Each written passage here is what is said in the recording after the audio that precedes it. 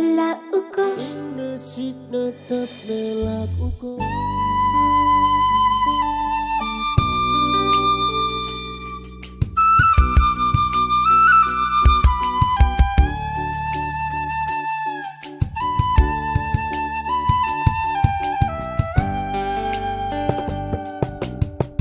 Han karo sat karo hau kraba sahi Kana sitliba tamthiba nongai Humdona ukro hieng haidra khuding Khangbada waraba sapu kalaba Akitu zungla thaudo watho Singlon mapan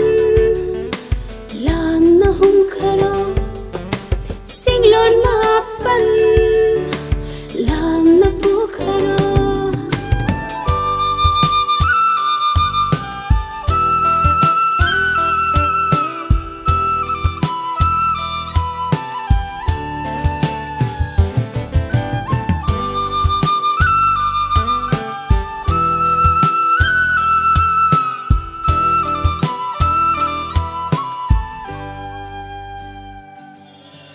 Kokilgi nung siraba Khonzin su takhidare Tamna tamna khong lamba tamna su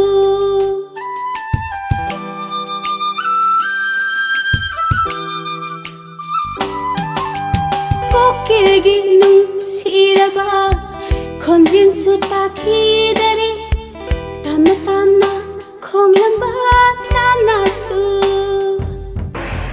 Inga thok lamba thabar su thokidare thabar da ngau sabi thabar lay nam su lay satamba kidna lot khare tarak linga sidi waxing di ulle tarak linga sidi waxing di ulle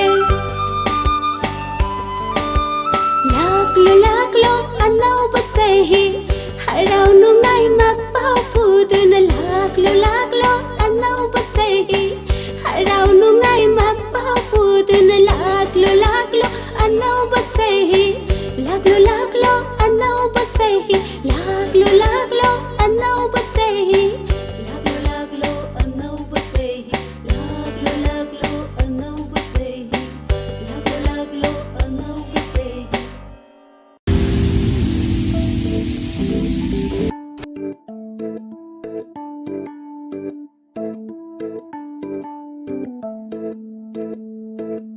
Kena bullet thuraga horol hona konglasu ai di pamde yaninda nangbu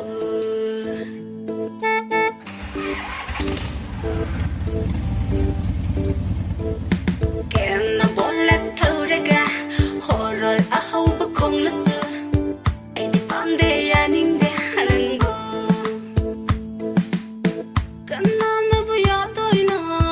naning nena isum sum na mai ni na sai rong natte mixen yeng ba haitra bara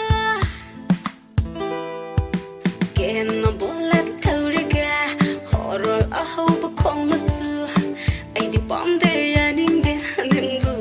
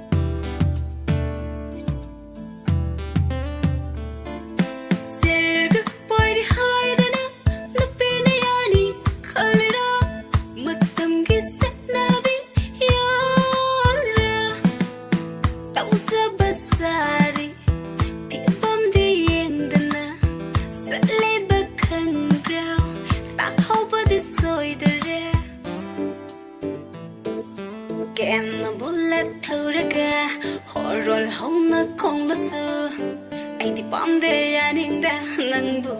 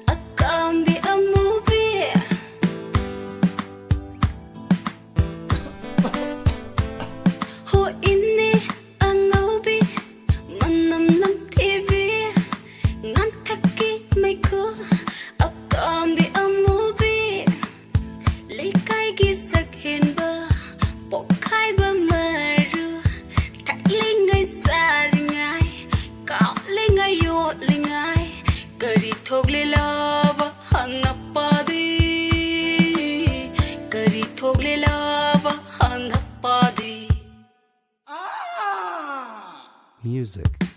Kena bola thuraga horol ahauba kong lasu ai di pam de ya ning de hanang bu Kena bola thuraga horol ahauba kong lasu ai di pam de ya ning de nang bu